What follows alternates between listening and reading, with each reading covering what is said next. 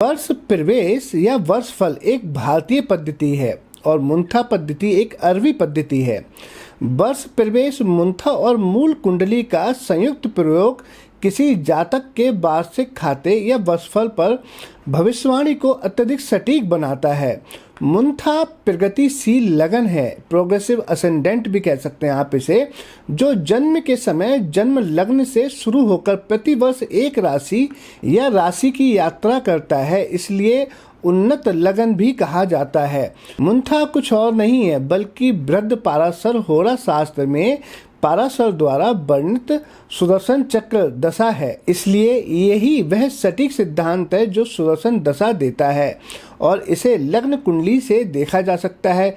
इसमें कोई संदेह नहीं है कि ये बहुत ही सटीक कार्य करता है। बहुत बार देखा गया है कि आप लोग अपना वर्षफल बनवा लेते हैं, आप लोग अपना नया साल का गोचर चेक कर लेते हैं, लेकिन मुंथा चेक नहीं करते और वही आप कहीं ना कहीं मात खा जाते हैं कि आप कहते हैं कि मेरा वर्षफल तो बहुत अच्छा आया है, मेरा गोचर तो बहुत सटीक कार्य कर रहा है, लेकिन मुंथा आपने चेक की नहीं और आपकी लाइफ में कहीं ना कहीं कुछ गलत हो रहा होता है।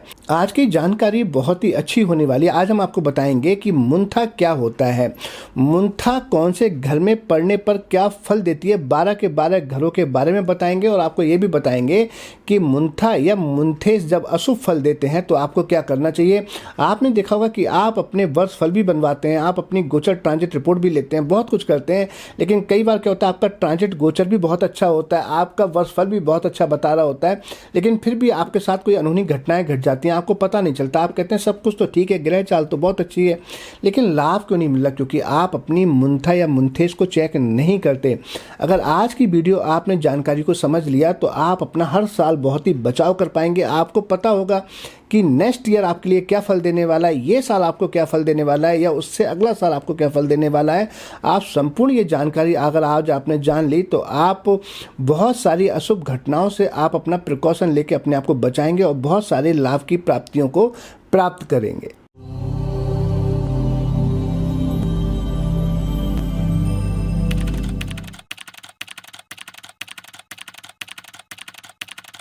ओम नमः शिवाय। मैं हूं एस्ट्रो भाग्यराज गुप्त। स्वागत है आप सभी का आप ही के चैनल एस्ट्रोलॉजर एवीएम में। मेरे सभी व्यूअर को मेरा प्यार भरा नमस्कार।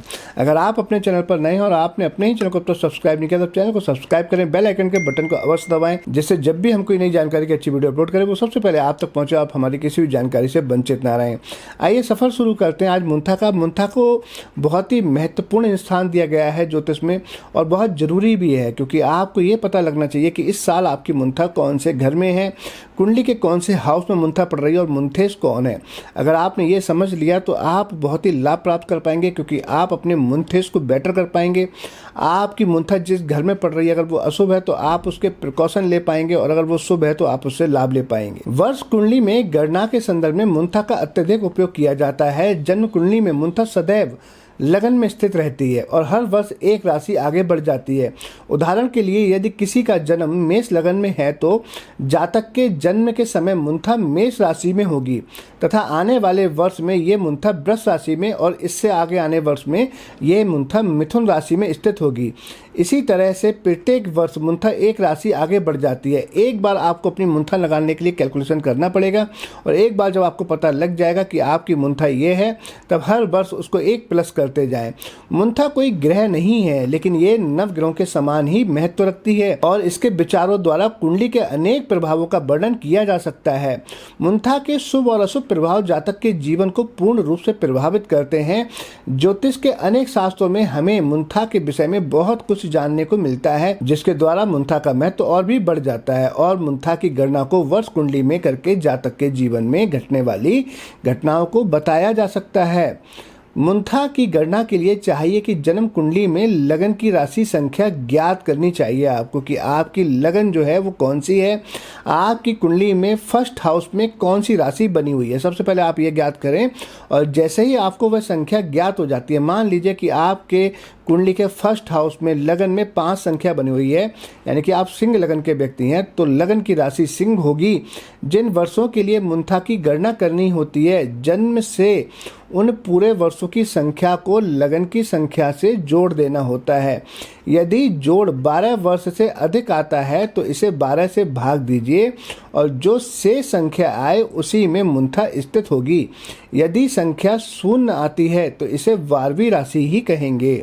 यदि किसी का जन्म लग्न मेष में है, 1 नंबर वहाँ बना होगा आपकी कुंडली के फर्स्ट हाउस में, और वह 2025 में मुंथा की गणना कर रहा है, तो ये उदाहरण के तौर पर आपको समझा रहा है। मेष राशि को 1 माना जाता है। 2025 में अगर आप इसकी गणना कर रहे हैं तो 1 + 2025 ये आपका 2026 हो जाएगा। अब 2026 को 12 से भाग देने पर शेष फल जो आएगा वो 10 आएगा। अब जो ये शेष फल आएगा ये 10वीं मकर राशि मानी जाएगी और यही आपकी मुंथा है। और मकर राशि के स्वामी है शनि, तो शनि आपके मुंथेश माने जाएंगे। मुंथा कौन से घर में पड़ रही है ये भी देखना चाहिए और मुंथेश कहाँ पर बैठे हैं वो भी आपको देखना चाहिए। इसीलिए मुंथा मकर राशि में होगी और जिस भाव में मकर राशि स्थित होगी वह मुंथा का भाव होगा। तो आपको ये पता लग जाएगा इस बार आपकी मुंथा आपके होरोस्कोप में इस साल कहाँ पर पड़ रही है। मुंथा का प्रभाव क्या होता है ये आपको बताते हैं। वर्ष कुंडली में जन्म कुंडली के लगन की भांति मुंथा अत्यधिक महत्वपूर्ण होती है और वर्ष के फल तभी शुभ होंगे जब मुंथेश उच्च युक्त हो या स्वराशि से युक्त हो या कहीं अपने मित्र ग्रह की राशि में हो, तब ये बहुत ज़्यादा अच्छे फल देते हैं। मुंथेश शुभ ग्रह से युक्त या उनसे प्रभावित हैं तो परिणाम बहुत ही अच्छे प्राप्त होंगे।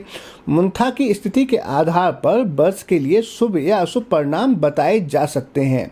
उदाहरण के लिए कुछ भावों में मुंथा का होना शुभ नहीं माना जाता है। आपको बताते हैं कि कौन से भावों में मुंथा शुभ मानी जाती है और कौन से भावों में अशुभ मानी जाती है। मुंथा 2, 5, 9, 10, 11 भावों में जब पड़ती है तो ये बहुत ही शुभ मानी जाती है। आर्थिक पक्ष की दृष्टि से भी बहुत मजबूत मानी जाती है और ये अच्छी व्यवसाय की स्थिति को दर्शाते हैं। पंचम भाव में मुंथा होने से संतान सुख और धार्मिक कार्यों के अवसर प्राप्त होते हैं। जातक को सरकार से लाभ और सम्मान प्राप्त होता है। साथ ही पंचम भाव में मुंथा होने पर जातक को ज्ञान और नए कार्यों से भी लाभ प्राप्त होता है। अब आपको बताते हैं कि मुंथा कौन से भावों में अशुभ फल देती है। भाव नंबर जब 4, 6, 8, 12 में मोस्टली मोक्ष त्रिकोण भाव हो गया, इसमें छठा भाव उपचा भाव है। जब इन चारों भावों में से मुंथा पड़ती है तब ये अशुभ फल देती है और सप्तम भाव में मुंथा अच्छी नहीं मानी जाती। यानी कि 4, 6, 8, 12 और सप्तम भाव में जो मुंथा का फल है वो अशुभ माने जाते हैं, अशुभ परिणामदायक हो सकती है।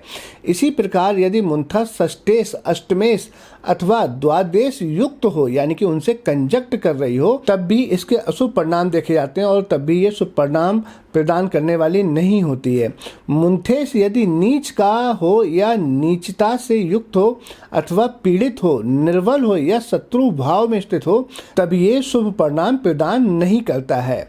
मुंथा यदि क्रूर ग्रहों से दृष्ट हो तो विपरीत फल प्रदान करती है। निष्कर्ष पर आते हुए हम आपको बताते हैं, केवल ये याद दिलाना चाहते हैं कि कुंडली में मुंथा भाव वैदिक ज्योतिष का एक महत्वपूर्ण पहलू है जो व्यक्ति के आने वाले वर्षों में जीवन की संभावनाओं को निर्धारित करता है और इसके अलावा विभिन्न भावों में इसकी स्थिति व्यक्ति के जीवन पर क्या शुभ और अशुभ प्रभाव डालती है। अब हम आपको विस्तार से ये बताते हैं कि कौन से भाव में मुंथा क्या फल देती है। प्रथम भाव में अर्थात लगन में मुंथा स्थित होने पर शत्रुओं पर विजय प्राप्त होती है, उच्च पद प्राप्ति एवं व्यवसाय में वृद्धि प्राप्त होती है, नौकरी में उच्च अधिकारियों का सहयोग मिलता है, आर्थिक लाभ और उत्तम स्वास्थ्य की प्राप्ति होती है। द्वितीय भाव में यानी कि कुंडली के सेकंड भाव में जब मुंथा पड़ती है तो दूसरे भाव में मुंथा होने पर आयु में वृद्धि होती है, आर्थिक संपन्नता एवं खुशहाली के साथ साथ समृद्धि भरा जीवन एवं भोग विलास के सभी साधन प्राप्त होते हैं। धन आपके पास अत्यधिक मात्रा में आता है जिससे आप खर्चा करने के बाद भी अपने धन में सेविंग कर पाते हैं। तृतीय भाव में यानी कि कुंडली के थर्ड हाउस में जब मुंथा पड़ती है तब तीसरे भाव में मुंथा हो तो विजय प्राप्त होती है, भाई बंधुओं द्वारा सहायता मिलती है और जीवन में आनंद की अनुभूति के साथ साथ धार्मिक यात्राएं करने के शुभ अवसर भी मिलते हैं।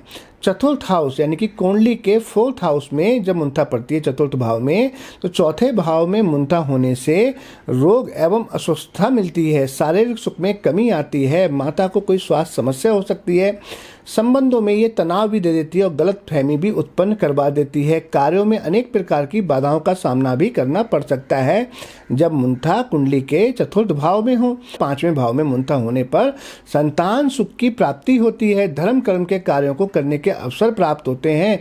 सरकार से लाभ एवं सम्मान की प्राप्ति के अतिरिक्त विद्या एवं नए कार्यों से लाभ मिलता है। षष्ठम भाव में यानी कि कुंडली के 6th हाउस में जब मुंथा पड़ती है तो छठे भाव में मुंथा चोरी का भय हो जाता है। आपकी कोई वस्तु गुम हो सकती है, चोरी हो सकती है, शारीरिक कष्ट देती है। शत्रुओं से या कर्जे से आपको मानसिक चिंताएं हो सकती हैं। दुर्घटना या कोर्ट कचहरी का भय प्रदान करने वाली होती है।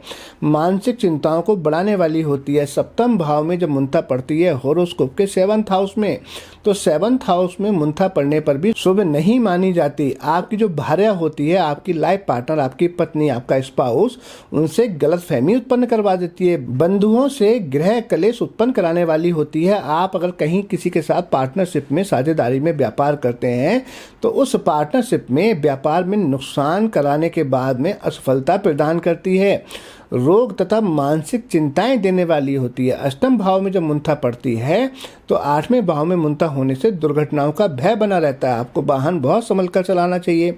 निराशावादी सोच, वाद विवाद, रोगों का भय और मुकदमेबाजी के कारण अपव्यय की प्राप्ति होती है। और साथ ही में ये भी कह सकते हैं कि जो आपकी इनहेरिटेज प्रॉपर्टी है, अगर उसमें कहीं विवाद चल रहा है तो वो आपको अपनी पैतृक संपत्ति न मिले, ऐसे भी योग बना देती है। नवम भाव में जो मुंथा होती है बहुत ही शुभ फल प्रदान करने वाली होती है। अगर 2025 में आपकी मुंथा नवम भाव में पड़ रही है तब आपको बहुत ही आपके भाग्य में बढ़ोतरी करने वाली होगी, आपके आर्थिक लाभ करवाएगी। अगर आप नौकरी में हैं तो आपको प्रमोशन दिलाने वाली होती है। व्यापार में लाभ और पारिवारिक सुख प्रदान करने वाली होती है। बड़े ही अच्छे लाभ मिलते हैं। लंबी दूरी की विदेश यात्रा से लाभ होता है और आपको कोई लंबी दूरी की धार्मिक यात्रा भी करवाती है जिससे आपको बड़ी मानसिक शांति की अनुभूति होती है। 10वें भाव में जब मुंथा पड़ती है तो 10वें भाव में मुंथा उच्च पद प्रदान करवाती है, आपका प्रमोशन दिलवाती है, आपको सामाजिक मान प्रतिष्ठा दिलवाती है। आपकी जो मनोकामनाएं हैं उनको पूर्ण करवाने वाली होती है। आप समाज में बहुत ही नाम अर्जित करते हैं, ऐसा 10वें भाव के बहुत ही अच्छे फल नजर आते हैं। एकादश भाव में मुंथा जब होती है तो पारिवारिक सुख की प्राप्ति होती है। मित्रों द्वारा सहायता मिलती है, आपको मित्रों द्वारा कोई धन लाभ होता है।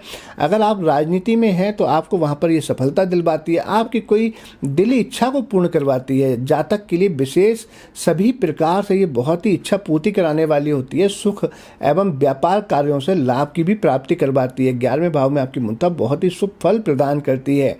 द्वादश भाव में जब मुंथा पड़ती है तो 12वें भाव में मुंथा होने से रोग दुर्घटना होने का डर बना रहता है। कारावास एवं कानूनी कार्रवाई का भय बना रहता है। अनएक्सपेक्टेड कोई एक्सपेंस आपका आकर खड़ा हो सकता है, या आप या स्वयं या आपके घर में कोई और हॉस्पिटलाइज हो जाए, या दवाइयों में बहुत ज़्यादा पैसे खर्च करवाने वाली होती है। धन का बड़ा अपव्यय हो जाता है जब 12वें घर में मुंथा पड़ती है। इसी प्रकार हम वर्ष कुंडली में वर्षेश तथा पंच अधिकारियों की स्थिति को भी देखा करते हैं। वर्षेश की स्थिति कुंडली में यदि कमजोर है तो शुभ फल नहीं मिल पाते। इसके आधार पर वर्ष कुंडली का फलित काफी हद तक निर्भर भी रहता है। तो आज हमने आपको संपूर्ण जानकारी दी कि मुंथा या मुंथेस को कैसे देखें। अब अगर मान लीजिए आपकी मुंथा अशुभ घर में है या मुंथेस अशुभ है तो आपको उपाय कैसे करने चाहिए। सबसे पहले आप देखें कि मुंथा आपकी कुंडली के कौन से घर में पड़ रही है। तो अगर अशुभ घर में पड़ रही, जैसे मैंने बताया 2, 5, 9, 10, 11 से शुभ फलों में जो है बहुत अच्छे परिणाम देती है, तो अगर इन घरों में फिर तो आपको उपाय करने की जरूरत ही नहीं है। अगर अशुभ घरों में पड़ रही है जो मैंने आपको बताए थे 4, 6, 7, 8, 12, तब आप उन घर से संबंधित उपाय कर लें। पहले हमने बहुत सारी वीडियो में बताए कि कौन सा घर का कौन सा उपाय होता है। और दूसरा, जो आपके मुंथेस हैं अगर वो अशुभ हो रहे हैं तो जो भी ग्रह आपके मुंथेस हैं आपको उस ग्रह का उपाय करना चाहिए। मान लीजिए कि शनि मुंथेस हैं आपके और वो उन अशुभ घरों में है 4, 6, 7, 8, 12 में, तो आप शनि का उपाय करें। आप क्या कर सकते हैं, शनि के जो दान होते हैं वो कर सकते हैं। सरसों के तेल का दान कर सकते हैं, उड़द का दान कर सकते हैं, शनि दशरथ कृत स्तोत्र का पाठ कर सकते हैं, शनि बीज मंत्र का पाठ कर सकते हैं। इसी तरह से अगर आपके मंगल मुंथेस हैं और वो भी अशुभ भावों में पड़ रहे हैं तब आप मंगल का उपाय कर सकते हैं। हनुमान चालीसा का पाठ कर सकते हैं, हनुमान जी को सिंदूर अर्पित कर सकते हैं। जो मजदूर होते हैं आप उनको मोतीचूर के लड्डू जो है खिला सकते हैं। तो इस तरह से आप समझें। अगर आपको अभी कुछ कन्फ्यूजन है कि मुंथा कौन से घर में हो तो क्या उपाय करना चाहिए, या आपके मुंथेस कौन से हैं और किस घर में तो आपको क्या उपाय करना चाहिए, तो आप हमें कमेंट कर कर भी पूछ सकते हैं, हम आपको अवश्य बताएंगे। और भी मुंथा में बहुत सारी चीज़ें होती हैं। अगर आप अपनी कुंडली का विश्लेषण करवाना चाहते हैं या आपका कोई क्वेश्चन है तो आप कमेंट कर कर भी पूछ सकते हैं, हम आपको जवाब अवश्य देंगे। इसी के साथ मैं अपनी वाणी को विराम दूंगा और बहुत जल्दी आपसे फिर मिलेंगे एक नई जानकारी के साथ। तब तक मुझे इजाज़त दीजिए। नमस्कार।